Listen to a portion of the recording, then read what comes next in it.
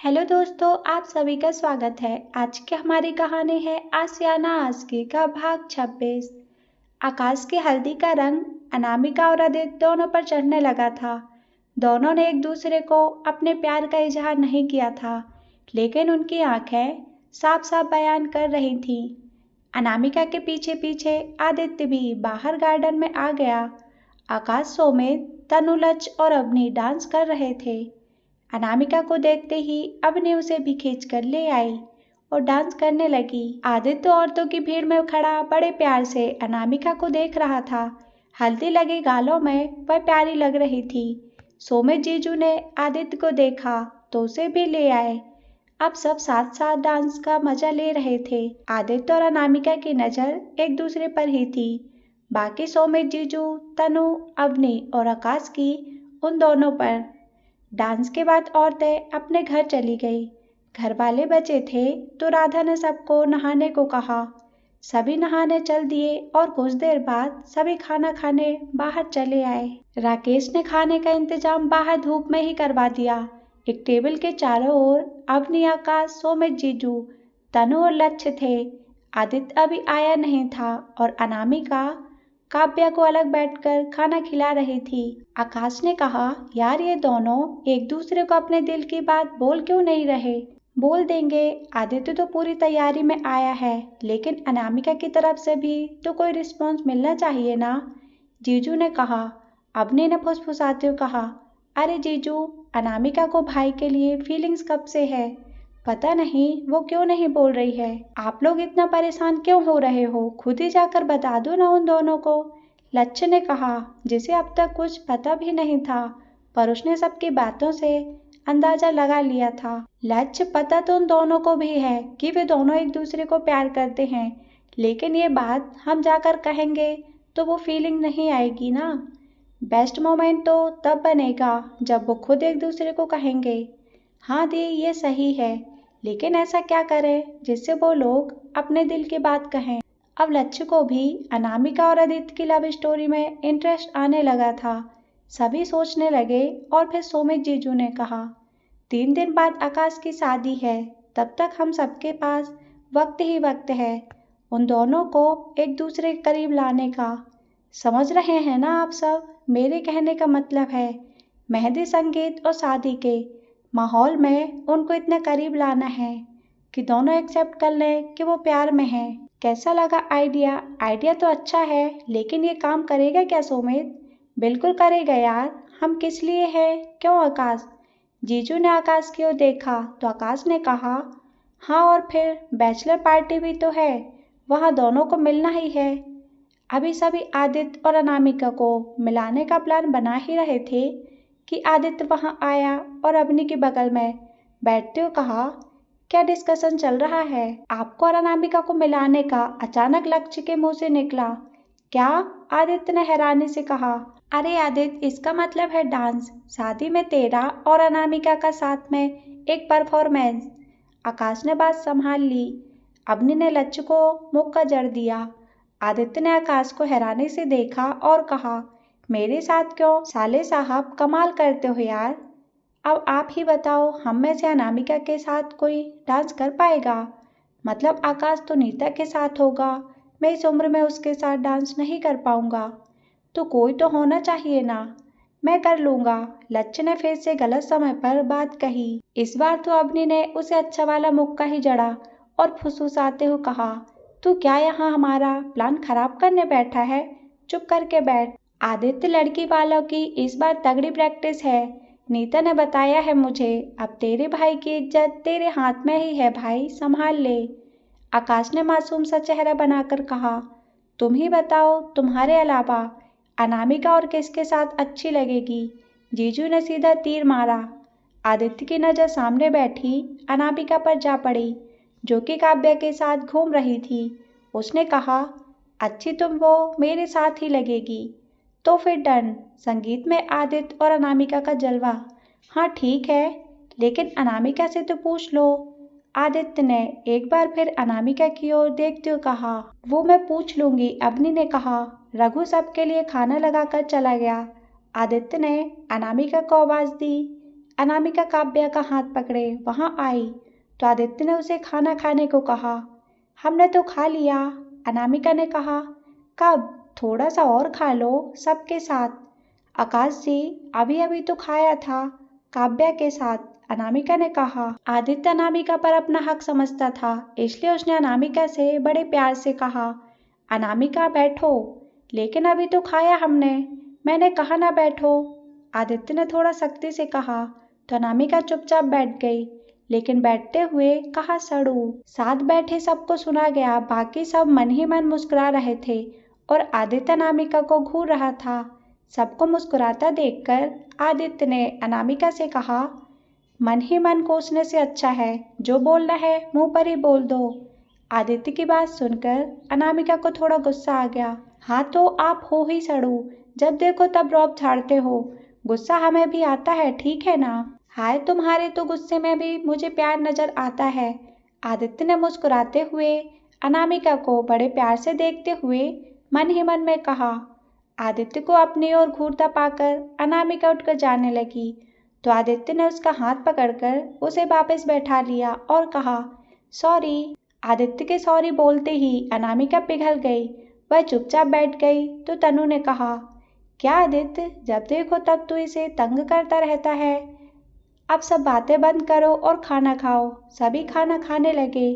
खाना खाकर सभी अंदर चले आए। अनामिका अपने कमरे में चली आई। अवनी और बाकी सब नीचे ही थे।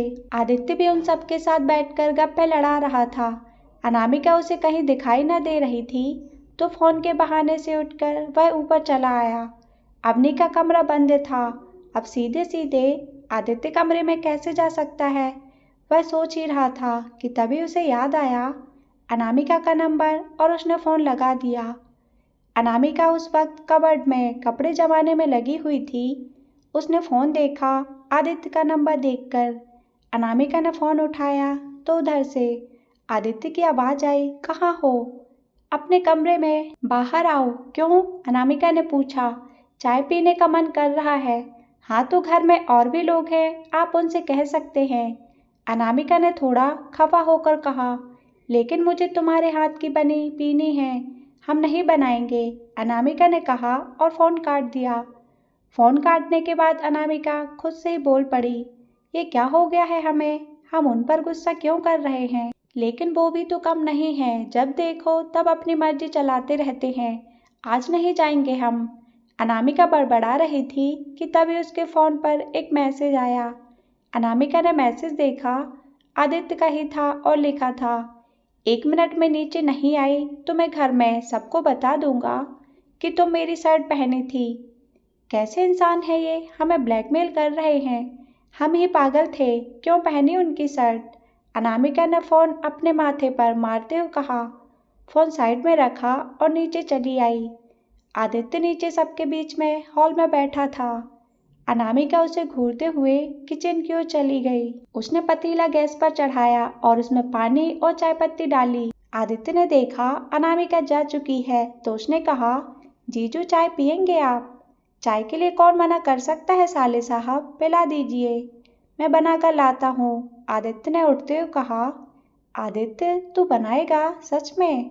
तनु ने ताना मारते हुए कहा, जिसने आदित्य को कभी पानी का गिलास उठाते हुए भी नहीं देखा। आदित्य ने तनु की ओर देखकर कहा, अरे बिल्कुल दी, बहुत अच्छी चाय बनाता हूँ मैं। आदित्य किचन में चला आया जहाँ अनामिका पहले से ही थी। आदित्य दीवार से पीठ और एक पैर लगाकर खड़ा हो गया और प्यार से अनामिका को देखते हुए कहा, तुमने तो आने से मना कर दिया था, फिर तुम यहाँ किसी को ऐसी बेशर्मों वाली धमकी दोगे तो आना तो पड़ेगा ना, अनामिका ने बिना आदित्य को देखे हुए कहा। आदित्य मुस्कुराते हुए आया और अनामिका की बगल में खड़ा होकर कहा, वैसे परफ्यूम अच्छा है तुम्हारा, देखिए आप। अनामिका आदित्य की ओर पलटी लेकिन खामोश हो गई। आदित्य बड़े प्यार से उसे देखे जा रहा था। अनामिका उसकी आंखों में देखते ही रह गई। आदित्य ने प्यार से उसके दोनों हाथ पकड़े और कहने लगा, अनामिका, माना कि मैं सड़ू हूँ तुम्हारी नज़र में, पर तुम ऐसे गुस्से में बिल्कुल अच्छी नहीं लगती। आदित्य की बात सुनकर अनामिका मुस्कुरा दी और कहा, आप खुद को बहुत स्मार्ट समझते हैं ना? आदित्य ने अनामिका के हाथ छोड़े और थोड़ा पीछे हटकर कहा, मैं पैदा ही स्मार्ट हुआ था। अनामिका हंसने लगी और कहा, हमने आपसे बड़ा नौटंकी नहीं देखा। आदित्य मुस्कुराने लगा तो अनामिका ने अपना ध्यान चाय की ओर लगाया और कहा, चाय पियेंगे? हाँ पिला दो। वैसे भी दिल्ली में मैंने सबसे ज़्यादा तुम्हारी चाय को ही मिस किया था। और हमें? अनामिका ने आदित्य की ओर देखकर पूछा। अनामिका की नज़रों से आदित्य की बेचैनी बढ़ा दी तो वह दूसरी ओर देखते हुए कहने लगा, तुम में ऐसा क्या खास है जो मैं तुम्हें मिस करूँगा? ये बात तो सही कही आपने। हम में ऐसा कुछ नहीं है कि लोग हमें याद करें, लेकिन एक सच ये भी है कि लोग हमें भूलते भी नहीं हैं। आदित्य खामोश हो गया। कहे भी क्या? अनामिका के पास उसकी हर बात का जवाब होता था। उसने बस वहां खड़े होकर अनामिका को देखना ही बेहतर समझा। अनामिका ने चाय कप में छानी और एक कप आदित्य को बढ़ा दिया। बाकी कप ट्रे में रखकर बाहर निकल गई। हॉल में आकर अनामिका ने सबको चाय दी। आदित्य भी उसके पीछे पीछे चला आया और सोमित जिस सोफे पर बैठा था उसके हत्थे पर बैठकर चाय पीने लगा। अनामिका को चाय सर्व करते देखकर तनु ने कहा, अरे अनामिका, आदित्य ने तो कहा था वो सबके लिए चाय बनाने वाला है। अनामिका ने एक नज़र आदित्य को देखा और फिर तनु से कहा, इन्हें सिर्फ बातें बनाने आती हैं। अनामिका की बात से सभी हंस पड़े और सोमित जीजू ने आदित्य से फुसफुसाते हुए कहा, ये पक्का सुधार देगी तुझे। आदित्य भी कहाँ कम था। उसने जीजू के कान में कहा, ज्यादा साइड ली ना मेरी बाली की तो दी को वो वाली बात बता दूंगा। जीजू ने आदित्य का हाथ दबाते हुए दबी आवाज में कहा, दिल से बोल रहा हूँ, दिल पे मत ले यार तू। साला है मेरा, अपने जीजा का घर उजाड़ेगा। हाँ हाँ ठीक है, इतना मक्खन मत लगाओ अब आप, आदित्य ने कहा और फिर से चाय पीने लगा। आकाश, आज का क्या प्रोग्राम है शाम को? तनु ने कहा। आज तो दे कुछ खास नहीं है, बस घर में ही है सब। हाँ कल मेहंदी का फंक्शन जरूर है और शाम को डांस का। कल नीता के घर से भी लोग आएंगे, साथ में ही मेहंदी लगेगी। आकाश, तो आज क्या सूखे सूखे ही? एक काम करते हैं, आज सब बाहर चलते हैं डिनर पर। मेरे दोस्त ने नया रेस्टोरेंट खोला है। आकाश, अच्छा है, वैसे भी इंदौर घूमे हुए बहुत दिन हो गए, चलते हैं। तनु ने कहा। जीजू आपका क्या ख्याल है? आकाश ने सोमित की ओर पलटकर कहा। सोमित और आदित्य दोनों खुसर फुसर करने में लगे थे। आकाश के सवाल से दोनों की तंद्रा टूटी तो जीजू ने कहा, हाँ हाँ ठीक है, ओके दी, फिर से मैं उसे बुलाकर टेबल बुक कर देता हूँ। शाम को तैयार हो जाना आप सब लोग। आकाश ने उठते हुए कहा, तुम सब लोग कहीं बाहर जा रहे हो? अरे आज शाम को मैंने घर में कव्वाली का प्रोग्राम रखा है, राकेश ने उधर से गुजरते हुए कहा। हाँ तो वो आप सुनिएगा, हम लोग बाहर जा रहे हैं पापा, प्लीज परमिशन दे दीजिए, अपनी ने कहा। अच्छा ठीक है, लेकिन जल्दी ही आ जाना सब लोग, राकेश ने कहा और वहां से चले गए। शाम को सभी तैयार होकर रेस्टोरेंट पहुंचे। सच में वो जगह बहुत खूबसूरत थी और रेस्टोरेंट भी ओपन में बना हुआ था। जगह जगह पर टेबल लगे थे और आसपास के पेड़ों पर लगी लाइटिंग माहौल को और भी खूबसूरत बना रही थी। आकाश ने 3 टेबल बुक की, एक अपने और नीता के लिए, दूसरी सोमित, जीजू, तनु दी, अग्नि और लक्ष्य के लिए और तीसरी आदित्य और अनामिका के लिए। आकाश चाहता था दोनों साथ बैठे और वक्त बिताए। आकाश का दोस्त आकर सबसे मिला, उसे किसी काम से निकलना था, इसलिए उसने अपने मैनेजर से आकाश और उसकी फैमिली का खास ख्याल रखने को कहा। सभी खाना खा रहे थे। नीता अपने कजन के साथ घर पर झूठ बोल कर आई थी, क्योंकि शादी से पहले उसका घर से निकलना बंद हो चुका था, पर आकाश के साथ उसे कुछ स्पेशल मोमेंट बिताने का मौका मिल रहा था, इसलिए वो आकाश को ना नहीं कह पाई। एक दूसरे का हाथ थामे दोनों खाना खा रहे थे। अपने जीजू तनु बातें करते हुए खा रहे थे। बीच बीच में प्यार जताने के लिए सोमित तनु को कभी कभी खिला भी रहा था। अब तीसरे टेबल पर आमने सामने आदित्य और अनामिका थे, लेकिन खामोश। आदित्य बस अनामिका को देखे जा रहा था और अनामिका उससे नजरें चुरा रही थी। खाना सामने रखा हुआ था, पर शुरू कौन करे समझ नहीं आ रहा था। कुछ देर बाद अनामिका ने ही कहा, खाना ठंडा हो रहा है, शुरू करें? हाँ कहते हुए आदित्य ने एक निवाला तोड़कर अनामिका की ओर बढ़ाया, लेकिन इससे बेखबर अनामिका खुद से ही खा रही थी। आदित्य ने वो टुकड़ा खुद खा लिया और मन ही मन कहा, बहुत मुश्किल से होने वाला है आदित्य, इस लड़की को तो रोमांस का आर तक नहीं पता है। देख कैसे ठूस रही है, ये नहीं कि एक निवाला तोड़कर प्यार से तुझे भी खिला दे। खैर अपने नसीब में ये सब कहाँ। आदित्य ने भी खाना शुरू किया। ग्राउंड में बहुत ही प्यारा म्यूजिक चल रहा था। अभी आदित्य और अनामिका खा ही रहे थे कि तभी उनके बगल वाली टेबल पर 3 लड़के आकर बैठे। देखने में वो बिगड़े हुए पैसे वाले लड़के लग रहे थे। आदित्य ने एक नज़र उनको देखा और इग्नोर कर दिया। अनामिका ने उन पर कोई ध्यान नहीं दिया।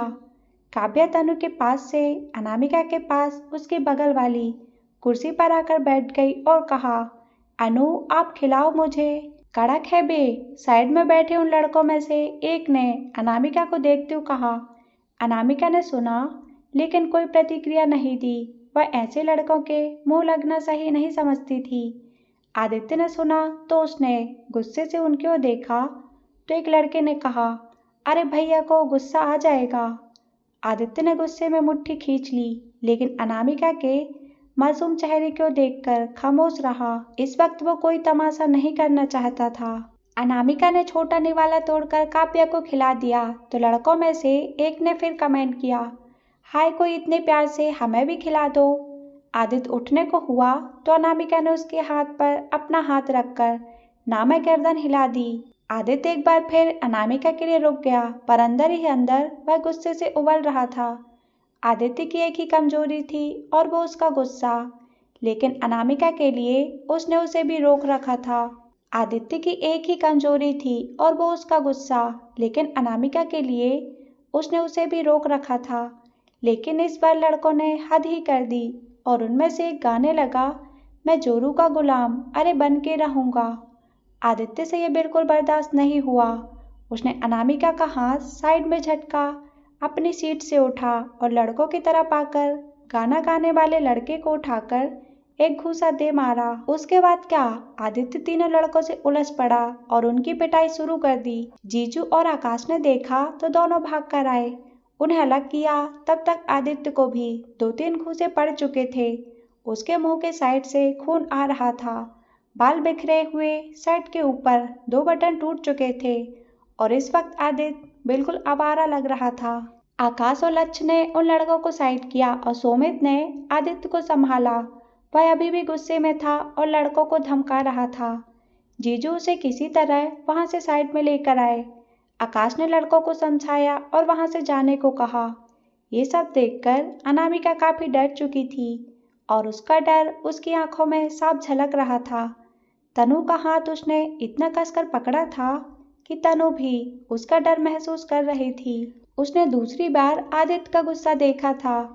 आकाश ने नीता से सॉरी कहा और लक्ष्य को उसे घर तक छोड़कर आने को कहा। नीता लक्ष्य के साथ वहां से चली गई। आकाश बाकी सबके साथ आदित्य को चला आया। आदित्य गुस्से से भरा यहाँ से वहां चक्कर लगा रहा था। आकाश उसके पास आया और कहा, क्या जरूरत थी उन लड़कों के साथ मारपीट करने की? मारपीट? अगर आप बीच में नहीं आते ना तो उनका खून कर देता। आदित्य ने गुस्से से कहा, क्या करोगे लाइफ में इतना गुस्सा रखकर? किसी को ज्यादा लग जाती, कुछ हो जाता तो कौन जिम्मेदार होता? उन्होंने अनामिका के लिए गलत बोला और उसे कोई गलत बोले ये मैं कभी बर्दाश्त नहीं करूंगा भाई। आदित्य ने आकाश की आंखों में देखते हुए कहा, यार आदित्य वो बेकार लड़के हैं, उनके मुंह लगने का क्या फायदा? उन्होंने कुछ कहा भी तो इग्नोर करना था ना। पापा को पता चलेगा तो सही नहीं रहेगा। यार तू समझ, आकाश ने कहा तो आदित्य बोला, अनामिका की जगह अगर माँ होती और मेरी जगह पापा होते तो वो भी यही करते। And dad also proud of me. उनका बेटा किसी से पिट कर नहीं आया है। ये सब चीजें अच्छे घर के लड़के नहीं करते यार। तुम्हें इतनी सी बात के लिए मारपीट नहीं करनी थी।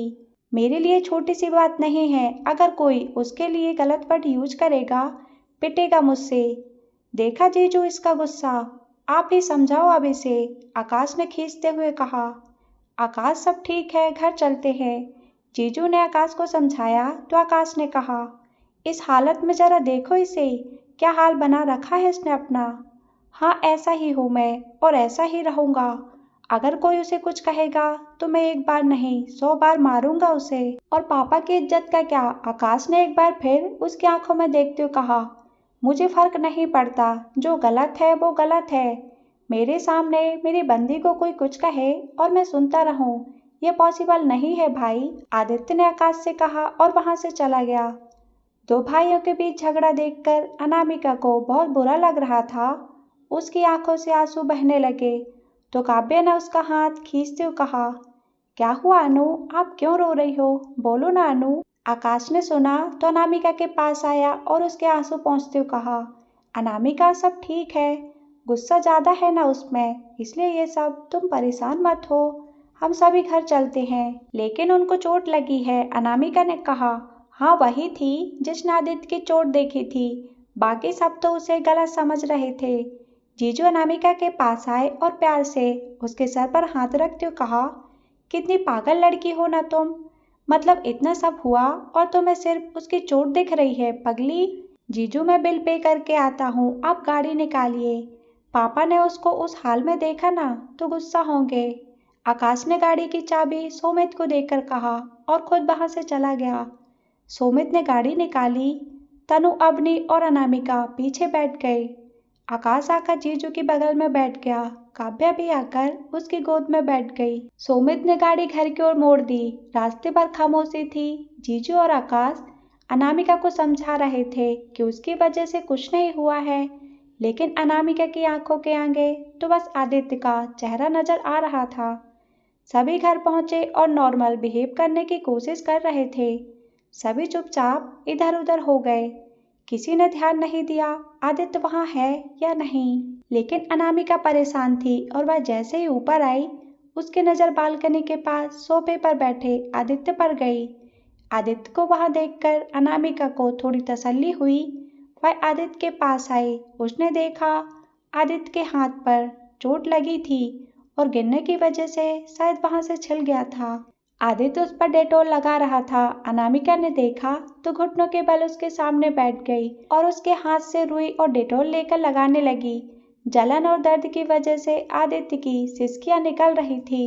उसे दर्द में देखकर अनामिका की आंखों में नमी आ गई और उसने कहा, देखा कितनी चोट लगी है, कितना दर्द हो रहा होगा ना आपको।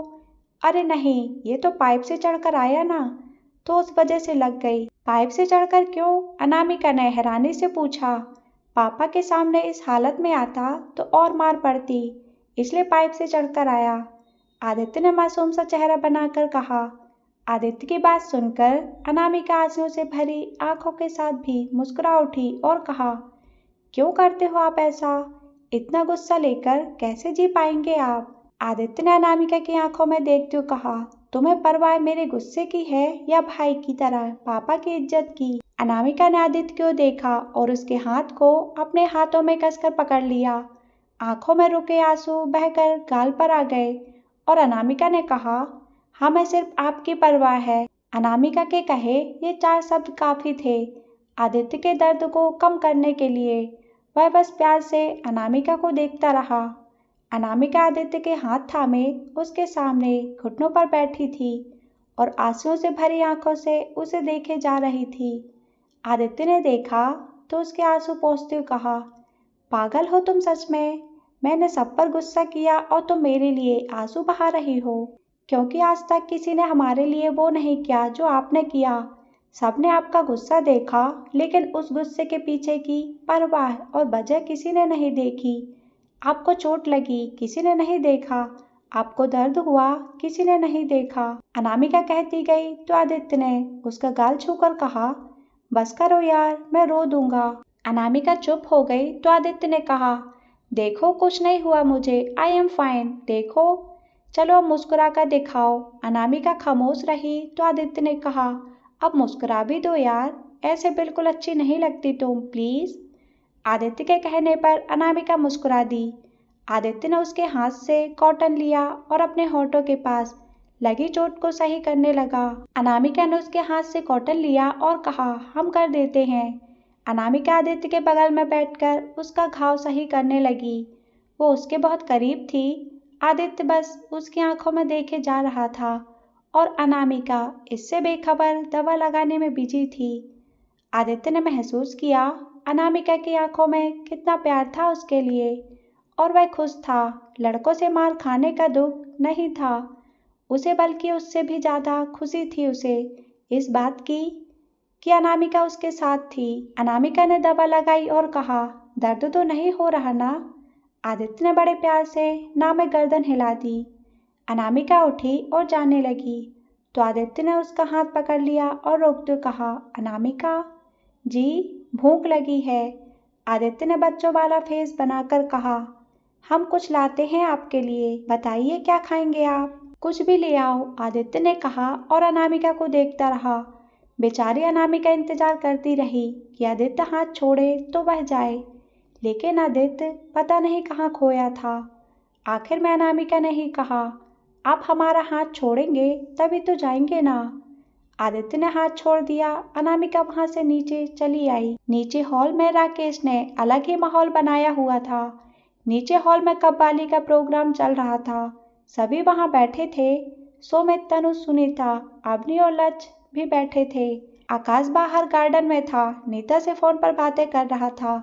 घर के सभी लोग थे और राकेश के कुछ दोस्त भी थे, कुछ आस पड़ोस के लोग। अब इतने लोगों के बीच से उठकर जाना भी पॉसिबल नहीं था। सुमित जीजू ने अवनी को कोहनी मारते हुए कहा, क्या यार बेटा, मौसा जी ने कहाँ फंसा दिया हम लोगों को? मैं खुद बोर हो रही हूँ जीजू, सोच रही हूँ कि कैसे निकलूँ यहाँ से। पापा ने देखा तो चिल्लाएंगे, अवनी ने फुसफुसाते हुए कहा। राकेश ने पीछे पलटकर देखा और सुमित से कहा, क्या हुआ सुमित जी, कोई परेशानी? नहीं नहीं मौसा जी, सब ठीक है। प्रोग्राम कैसा है? राकेश ने पूछा। अरे बहुत बढ़िया मौसा जी, माहौल बना दिया आपने तो। मेरा तो दिल कर रहा है सारी रात बस इन लोगों को ही सुनता रहूं। सुमित ने कुछ ज्यादा ही बढ़ चढ़कर बोल दिया। राकेश को खुशी हुई तो उन्होंने कहा, अरे तो फिर वहां पीछे क्या कर रहे हैं, यहाँ आगे आइए ना मेरे पास। बेचारे जीजू अपनी कही बात की वजह से फंस गए और उठकर राकेश के बगल में आकर बैठ गए। अवनी और लक्ष्य जीजू के इस हालत पर हंस रहे थे।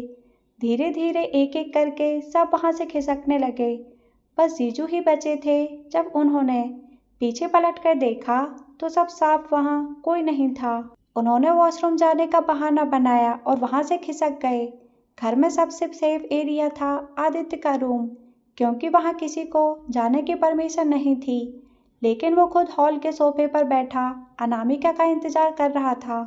सभी एक एक करके आदित्य के पास आकर बैठ गए। आदित्य दिल ही दिल में उन्हें कोस रहा था। वो अनामिका के साथ बैठकर कुछ वक्त बिताना चाहता था, लेकिन ये सब के सब कबाब में हड्डी बनकर यहाँ भी आ चुके थे।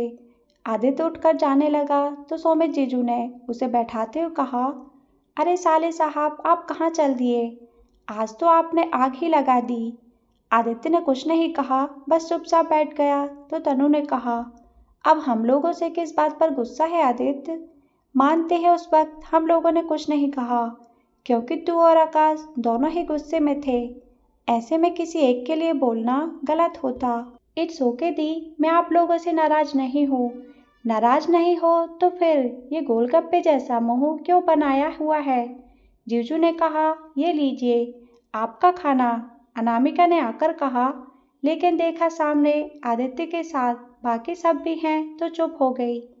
जीजू समझ गए आदित्य उनके आने से क्यों परेशान था। जीजा जी ने अनामिका से प्लेट लेकर कहा, अरे वाह मैगी, वैसे भूख बड़ी लगी थी ना साले साहब? आदित्य खा जाने वाली नजरों से जीजू को देखे जा रहा था। आदित्य ने जीजू के हाथ से प्लेट ली और कहा, मेरे लिए है ये। और फिर मन ही मन खुद से कहा, कहाँ मैं अनामिका के हाथ से खाता और वो प्यार से खिलाती, लेकिन इस सबको भी कबाब में हड्डी बनने अभी आना था। अरे अनामिका, खड़ी क्यों हो, बैठो ना। तनु ने अपने सोफे पर अनामिका के लिए जगह बनाते हुए कहा। अनामिका आकर तनु के पास बैठ गई। आदित्य बेमन से मैगी खाने लगा। अवनी भी आकर उसके बगल में बैठ गई तो उसने चम्मच उसे देकर कहा, लो ठूस लो। अच्छा अवनी, कल तो आकाश की मेहंदी है ना? जीजू ने उससे चम्मच लेते हुए कहा। हाँ जीजू, भाभी के घर वाले भी आएंगे कल तो, और भी ज्यादा मजा आने वाला है, आज के जैसे। जीजू ने आदित्य को देखते हुए कहा, तो आदित्य को एहसास हुआ आज उसकी वजह से सब गड़बड़ हुई थी। उसने कहा, सॉरी। ये हुई ना मर्दों वाली बात। अब चलो सब सोने जाओ, सुबह जल्दी उठना है ना, घर में कितने सारे काम हैं। जीजू ने कहा। अनामिका, अवनी और तनु तीनों अवनी के रूम में चली गईं। जीजू ने लक्ष्य से आकाश के रूम में चलकर सोने को कहा और खुद आदित्य के पास रुक गए। आदित्य ने उन्हें देखा तो कहा, आप नहीं गए सोने? तुमसे कुछ बात करनी है। जीजू ने थोड़ा सीरियस होकर कहा, हाँ कहिए। देखो आदित्य, तुम्हारा गुस्सा करना जायज था, लेकिन एक बार भी तुमने अनामिका के बारे में सोचा? वो कितना डर गई थी उस वक्त। मैं ये नहीं कह रहा कि तेरा उसकी परवाह करना, उसके बारे में सोचना गलत है, लेकिन इस तरह सबके सामने तो ऐसा गुस्सा करेगा तो कैसा रहेगा? घर में शादी का माहौल है, ऐसे में किसी भी तरह की परेशानी सबको परेशानी कर सकती है। जीजू ने उसे प्यार से समझाया। तो अब आप क्या चाहते हैं? अनामिका तुम्हारी है और तुम अनामिका के हो, ये बात तो तय है। बस जब तक आकाश की शादी हो तब तक तुम थोड़ा अपने गुस्से को कंट्रोल में रखो, please. I am so sorry जीजू। आदित्य को अपनी गलती का एहसास हुआ। अच्छा ये सब छोड़ो और बताओ, अनामिका से अपने दिल की बात कही कि नहीं? जीजू, अभी कहने का मन नहीं कर रहा। उसे मेरी परवाह करते देखना अच्छा लग रहा है। कुछ दिन ये फीलिंग्स लेने दीजिए ना। और फिर आपने तो कहा ही है कि वो मेरी है, तो मुझे किस बात का डर? तो फिर हंसो मुस्कुराओ और भाई की शादी एंजॉय करो। जीजू ने उठते हुए कहा और सोने चले गए। आदित्य भी उठकर अपने कमरे में आ गया और बेड पर लेट गया। अनामिका के कहे शब्द उसके कानों में गूंज रहे थे। हमें सिर्फ आपकी परवाह है। वह देर तक अनामिका के बारे में सोचता रहा और फिर नींद के आगोश में चला गया। अगले दिन घर में अच्छी खासी तैयारियां चल रही थीं। घर को फूलों की लड़ियों और लाइटिंग से सजाया जा रहा था। आदित्य उठकर कमरे से बाहर आया। उसने घर का माहौल देखा तो बस देखता रह गया। घर पूरी तरह से चेंज लग रहा था। आकाश जब नीचे जा रहा था तो आदित्य ने कहा, भाई। हाँ, आकाश ने हाथ पर घड़ी पहनते हुए बोला, पापा ने बहुत खर्चा किया है तुम्हारी शादी में, क्या बात है? आदित्य ने कहा। आकाश मुस्कुराया और कहा, हाँ, और तू वहाँ क्या कर रहा है? तैयार होकर नीचे आ जा। आदित्य ने देखा आकाश के चेहरे पर आदित्य को लेकर कोई शिकायत के भाव नहीं थे। वह मुस्कुरा उठा और अपने कमरे में चला आया। कुछ देर बाद तैयार होकर नीचे आया तो आकाश ने उसे एक कार्ड देते हुए कहा, यहाँ से मेरे शादी वाले कपड़े लेकर आने हैं, ले आएगा ना? हाँ भाई, कहकर आदित्य ने कार्ड लेकर जेब में रखा और अपनी बाइक लेकर चला गया। आकाश दूसरे काम देखने लगा। आज नीता के घर वाले जो आने वाले थे और ऐसे में आकाश किसी भी तरह की कमी नहीं चाहता था। हॉल में मेहंदी का सारा अरेंजमेंट हो चुका था। बाहर लॉन में खाने का बंदोबस्त था। सुबह 11 बजे नीता और उसके घर से कुछ लोग आ गए। सभी लोग हॉल में चले आए। अनामिका ने गहरे हरे रंग का अनारकली सूट पहना जिस पर लाल रंग का दुपट्टा था। उसने बालों को गूंथकर चोटी बना ली और कानों में छोटे बूंदे पहन लिए। माथे पर एक लाल रंग की बिंदी लगाई और नीचे चली आई। अनामिका नीचे आकर नीता से और बाकी सब लोग से मिली। अब तक वह व्यास फैमिली का हिस्सा जो बन चुकी थी और सबकी पसंदीदा तो वह ही थी। आदित्य मार्केट में आकाश के काम के लिए चक्कर लगा रहा था। सारा काम निपटाकर वह लौटा और अपनी भाभी से मिला। अनामिका को देखा तो बस दिल थाम लिया। वो सादगी में और ज्यादा खूबसूरत लगती थी। आदित्य ऊपर आया और कबर्ड खोलकर देखा। उसने हरे रंग की शर्ट निकाली। शर्ट पहनते हुए उसके चेहरे पर मुस्कुराहट अपने आप आ रही थी, क्योंकि अनामिका की ड्रेस से जो मिलता था। आदित्य नीचे आया और जीजू और बाकी लोगों के बीच शामिल हो गया। हॉल में बीचों बीच आकाश और नीता बैठे थे। राधा ने अपने हाथ से नीता की एक उंगली पर मेहंदी लगाई। घर के रिवाज में था कि होने वाली बहू को मेहंदी उसकी सास लगाती है। राधा ने शगुन पूरा किया और फिर मेहंदी वाली ने नीता और आकाश को मेहंदी लगाना शुरू कर दिया। घर में मौजूद औरतों ने ढोलक बजाना शुरू कर दिया, जिससे माहौल और खूबसूरत हो रहा था। अनामिका नीता के पास बैठी उसके हाथों में मेहंदी लगते देख रही थी। अबने उसके पास आई और उसका हाथ पकड़कर उसे उठाते हुए बीच में ले आई। दोनों डांस करने लगी। आदित्य जीजू के कंधे पर कोहनी टिकाए हुए अनामिका को देख रहा था। वो इतनी प्यारी लग रही थी कि आदित्य की उससे नजरें नहीं हट रही थी। राधा बुआ, सुनीता और तनु भी शामिल हो गईं। सभी बहुत एंजॉय कर रहे थे। आदित्य ने देखा दादू घर के कोने में सोफे पर अकेले बैठे हैं, तो वह उनके पास चला आया और कहा, अरे क्या बात है दादू, आप यहाँ अकेले क्यों बैठे हो? तो और क्या करूं, किसी को मेरी परवाह ही नहीं, सब अपने अपने में लगे हैं। एक तू ही था जिससे दिल की बात कर लिया करता था, पर जब से अनामिका तेरी जिंदगी में आई है तू भी पराया हो गया है। दादू ने कहा तो आदित्य उनके पास बैठा और कहा, कैसी बात कर रहे हो दादू, मैं हूं ना, बताओ क्या हुआ। 1 हफ्ता गुजर गया, 2 घूंट भी गले से नहीं लगे। दादू ने अपनी मजबूरी बताई तो आदित्य हंस पड़ा और कहा, बस इतनी सी बात, आज शाम को ही बंदोबस्त करते हैं। शादी के घर में ये सब? दादू ने आपत्ति जताई। अरे किसी को पता नहीं चलेगा, आज रात का प्रोग्राम पक्का। अच्छा अच्छा तू जा, कहकर दादू बाहर निकल गए। आदित्य वहां से उठकर वापस सोमित जीजू के पास चला आया। औरतें डांस कर रही थीं। नीता और आकाश को मेहंदी लग चुकी थी। वो दोनों साइड में बैठे थे। तनु, सुनीता अपनी, राधा और बाकी औरतों ने भी मेहंदी लगवाई। अनामिका ने नहीं लगवाई, वह बस बैठकर देख रही थी। मेहंदी वाली तनु को मेहंदी लगा रही थी कि सोमित जीजू और आदित्य भी उनके पास चले आए। सोमित जीजू ने तनु की साइड में बैठते हुए मेहंदी वाली से कहा, इनकी मेहंदी में मेरा नाम भी लिख देना। उससे क्या होता है जीजू? आदित्य ने सवाल किया। कहते हैं मेहंदी में अपने प्यार का नाम लिखने के बाद उसका रंग जितना गहरा आएगा वो उससे उतना ही प्यार करता है। तनु ने कहा तो आदित्य बोल पड़ा, अरे वाह, ये लॉजिक हुआ भला, लिखवा के देख लो, क्या पता तुम्हें तुम्हारे सवाल का जवाब मिल जाए। सोमित जीजू ने कहा। आदित्य नीता के पास बैठी अनामिका को देखने लगा, जो नीता की मेहंदी पर मीठा पानी लगा रही थी। आदित्य ने उसे देखते हुए अपना हाथ आगे किया और कहा, फिर तो मैं भी लगवाऊंगा मेहंदी। तू कब से लड़कियों वाले शौक रखने लगा? कुछ ही दूर बैठे आकाश ने आदित्य को ताना मारते हुए कहा, आप पूरी की पूरी लड़की लेकर जा रहे हो, हम लड़कियों वाले शौक भी ना रखें भाई साहब। आदित्य भी कहाँ पीछे रहने वाला था। उसने जैसे ही कहा वह मौजूद सभी हंसने लगे। कुछ देर बाद राधा ने सबको खाना खाने को कहा। सभी उठकर चले गए, बस जिनके हाथों में मेहंदी लगी थी वो वहीं बैठे थे। सुनीता फोन आने से बाहर चली गई।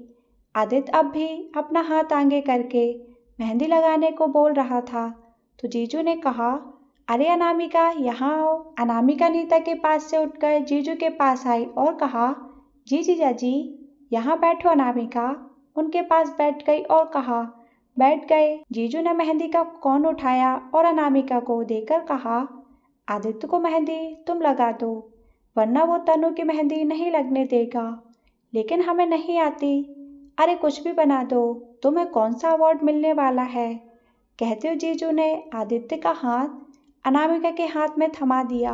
सबके बीच अनामिका आदित्य के सामने उसका हाथ पकड़े बैठी थी। आदित्य ने अनामिका की ओर देखा और कहा, लगा दो। ओके, अनामिका ने कहा और आदित्य के हथेली पर मेहंदी लगाने की कोशिश करने लगी। उसके हाथ कांप रहे थे। जीजू और आदित्य को तो बस मस्ती करनी थी अनामिका के साथ, इसलिए जानबूझकर फंसाया उसे। अनामिका ने आदित्य को देखा और कहा, हमें सच में लगानी नहीं आती। अनामिका की मासूमियत देखकर आदित्य ने उसके हाथ से मेहंदी का कोन लेकर साइड में रखते हुए कहा, कोई बात नहीं, तुम जाओ। अनामिका उठकर वहां से चली गई तो जीजू ने आदित्य से कहा, कितनी परवाह करते हो यार, झगड़े करवाओगे तुम मेरे घर में? आदित्य ने कुछ नहीं कहा तो जीजू ने मेहंदी वाली से कहा, दीदी आप ही लगा दो इसको मेहंदी। लड़की ने तनु को मेहंदी लगाने के बाद आदित्य का हाथ पकड़ा और उसमें मेहंदी का एक छोटा सा बूटा बना दिया। आदित्य बस देखता रहा। फिर उसने अनामिका की ओर देखा, जो कि काव्या के साथ बैठी उससे बातें कर रही थी। आदित्य उसे देखने में इतना खोया हुआ था कि जीजू ने लड़की से कहकर आदित्य के हाथ में अनामिका का नाम लिखवा दिया। आदित्य ने देखा तो कहा, अरे क्या किया, किसी ने देखा तो अच्छा नहीं लगेगा। जब प्यार किया तो डरना क्या? जीजू ने आदित्य की टांग खींचते हुए कहा। आकाश ने सुना तो आगे का गाना गा दिया। जीजू ने दूर बैठे ही आकाश को हाई फाइव दिया तो आदित्य ने कहा, ले लो मजे आप लोग। आदित्य उठकर चला गया। उसके जाने के बाद तनु ने कहा, अनामिका तुम भी लगवा लो ना मेहंदी, यहाँ आओ। अनामिका उठकर आई तो लड़की ने उसके हाथों में भी मेहंदी लगा दी, हथेली में थोड़ी जगह खाली छोड़ दी। अनामिका ने देखा तो कहा, ये तो खाली रह गया। अनामिका इसमें तुम नाम लिख लेना। किसका? अनामिका ने पूछा। तनु मुस्कुराने लगी और कहा, कहते हैं अपने चाहने वालों का नाम मेहंदी में लिखो तो उसकी उम्र लंबी होती है, और वो नाम जितना गहरा रचता है उन दोनों में प्यार उतना ही ज्यादा होता है। अनामिका ने कुछ नहीं कहा, बस उठकर वहां से चली गई।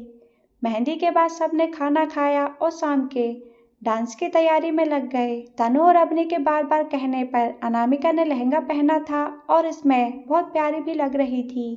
नीता के घर से उसके कुछ फ्रेंड्स और कजिन्स आए थे। रात के डांस पार्टी में सभी काफी चमक रहे थे। नीता भी बड़ी खूबसूरत लग रही थी लहंगे में। आदित्य तैयार होकर बाहर लॉन में आया तो बस सब उसे देखते रह गए। एक बार फिर वो सफेद रंग की कमीज में था। वह सबके बीच आया लेकिन सबसे अपना एक हाथ छुपाता घूम रहा था। अनामिका का नाम जो लिखा था उसके हाथ पर, उधर अनामिका वो भी अपने एक हाथ को छुपा रही थी। फंक्शन अभी शुरू नहीं हुआ था।